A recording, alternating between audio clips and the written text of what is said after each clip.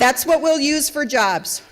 The number one crisis right now is the damage done to our economy because we've forgotten that the private sector creates jobs. We need to, number one, make sure our dollar means something, and to make sure our monetary system is intact. Number one. That's why auditing the Fed is so critical at this time. We need to make sure we have less regulation and not more. We need to make sure the IRS is not growing by any number. In fact, I would argue for just stop spending. Wouldn't that be refreshing? If you send people in to just say no to spending. We're fighting a mindset today. A mindset that, one, either government can solve every single problem that you have, and by the way, they're going to charge you for it, or two, favors for votes, greed and corruption. And that, my friends, is a bipartisan sport. I disagree with the nonsense of both of those thinking. Government cannot solve every problem, and in fact, government is the problem to most of the problems this country has.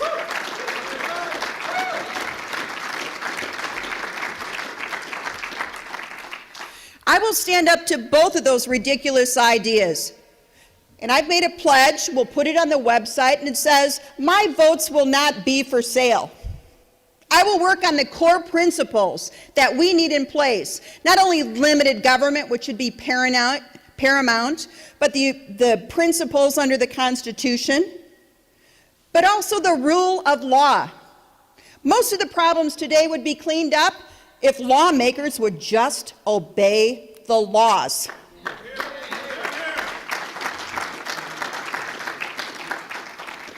Education is always an important issue. It's always an important issue. It's why I went out into the private sector and started the businesses I did. But I'll tell you one thing. It doesn't take a village to raise a family. It takes a family to raise its children.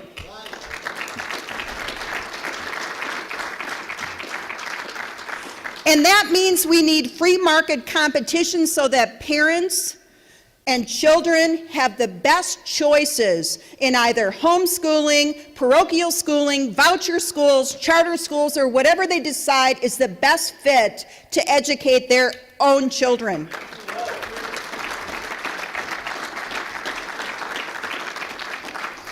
Now I'm going to get back to cap and tax. My general opponent was proud of his vote on cap and trade. You know, the bill that planted all those trees in Saudi Arabia? They did. It's in there. 1,300 pages of nonsense. He's proud of that vote. That'll penalize small businesses by more government interference after layer after layer after layer, because that's the bill they're going to take up next after the health care nonsense. The Senate is going to take up cap and tax because they haven't had enough time to dig into one of your pockets. They found a hole in there. You're running out of money, you guys, I guess.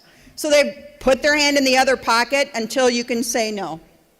We're going to be saying no come the fall elections in September, and especially in the November elections of 2010, we're going to all say no.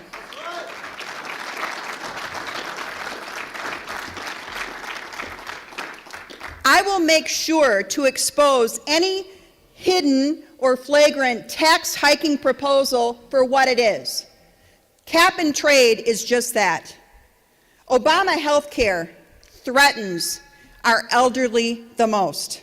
I am just starting to dig into the paperwork to really identify how many cuts are going to be coming around the corner and how many decisions are going to be taken away from our elderly. And I'm getting up in age, so I'm getting close to that 65 watermark. So I want to make sure for our children and our grandchildren that we restore freedom and free principles in this country so that we can get government back on track the way the Founding Fathers had intended it to be.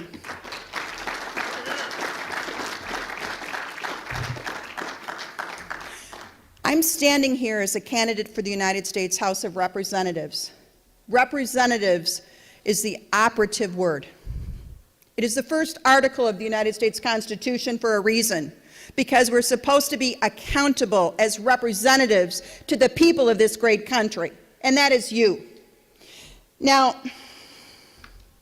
I must tell you one last thing before I close, and that is without your help times 100, and this is a terrific place to start, but without your help in these primary elections, which are key elections, the primaries, you will choose whether or not a machine candidate gets through the primary that will follow the leader, fall in line, and do as they're told, more earmarks, more of the same, or if you will get a representative of, by, and for the people that'll stand up and make sure that your liberties and your constitutional rights are not taken away.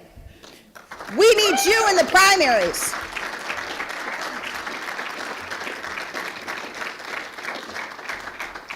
If you do not get involved in these primaries against machine candidates, I guarantee nothing will change. We may change jerseys on the baseball field, but the game will be the same. What we need are game changers, and that's why the Campaign for Liberty is critical to this nation. In our fight for freedom, in our fight for the United States Constitution, I ask all of you to stand up. I ask everyone in this room to raise your lantern for light and liberty. Hold us all accountable so that together we can restore this great nation. Thank you very much.